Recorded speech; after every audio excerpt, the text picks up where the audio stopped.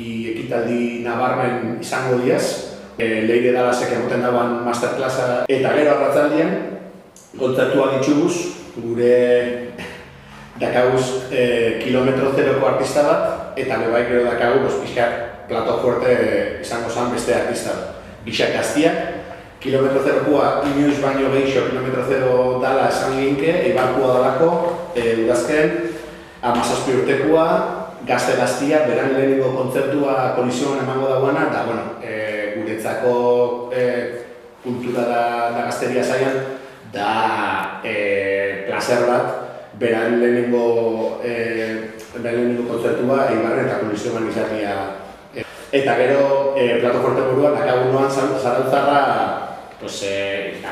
ezagunagoa, logikamente, eta pentsatu duguna Gaztiak elkarreko dituena,